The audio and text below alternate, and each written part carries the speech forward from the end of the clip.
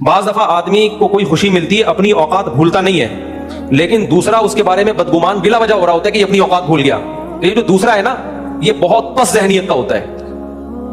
علماء کے پاس پیسہ آتا ہے نا، ان کی دل کی کیفیت تبدیل نہیں ہوتی. جب پیسہ نہیں تھا تو بھی ٹھیک ہے، آ گیا تو بھی ٹھیک، لیکن بلا وجہ بعض لوگوں کو جیلس ہو رہے ہوتے ہیں. ابے ان کے پاس پیسہ آ گیا تو یہ بگڑ گئے ہیں، ابے ان کے پاس پیسہ آ گیا تو یہ پاگل ہو گئے ہیں. حالانکہ نہیں ہوئے ہوتے پاگل، وہ ان کو لگ رہا ہوتا ہے، کیونکہ ان کا اپنے بارے میں خیال ہوتا ہے کہ ایسا کیسے ہو سکتا ہے کہ پیسہ آنے سے پہلے بھی دل کی وہی حالت ہو، پیسہ آنے کے بعد بھی. تو ان کی مینٹل لیول سے اوپر کی چیز ہوتی ہے، یہ ان کو سمجھ میں نہیں آ رہا ہوتا.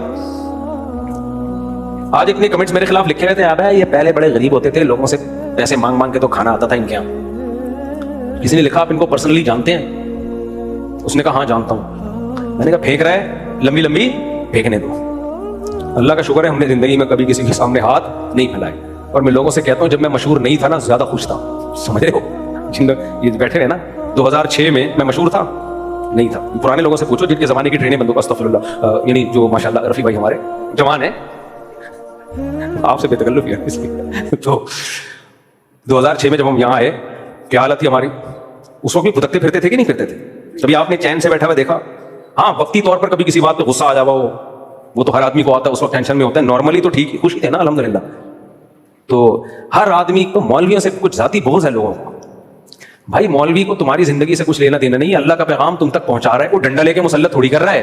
تمہیں سمجھ میں آ جائے مان لو، نہیں سمجھ میں آئے مت مانو. لوگ کہتے ہیں یار یہ حلال یہ حرام، تو یہ پھر یہ لوگ ہماری ذاتی زندگی میں دخل اندازی کرتے ہیں. بھائی ذاتی زندگی میں نہیں کرتے، ہم جنرلی اصول بتاتے ہیں، تو لوگوں کو پھر چڑ ہوتی ہے، پھر مولاناؤں کے خلاف ہوتے ہیں. یہ خوب سمجھ لو جس طرح سے میں نے فیملی پلاننگ والوں کی دھجیاں اڑائی ہیں نا اور خاندانی نظام کو پروموٹ کرنے کی کوشش کی ہے، اللہ سے پناہ مانگتا ہوں میں، لیکن یہ NGOs میرے پیچھے ضرور پڑی ہوئی ہوں گی. ان کا بس چلے کوئی نہ کوئی اسکینڈل بنا کے اللہ بچائے یہ لوگ ڈالنے کی کوشش کریں گے، کیونکہ یہ نیچ حرکتوں پہ اترتے ہیں. ان کے پاس جب نظریاتی طور پہ جواب نہیں ہوتا نا تو شخصیات پہ کیچڑ اچھالتے ہی ہے. تو میں تو اس کے لیے ذہنی طور پہ تیار رہتا ہوں کہ کچھ بھی کر سکتے ہیں، اللہ بچا. اللہ سے بس پناہ مانگتا ہوں میں.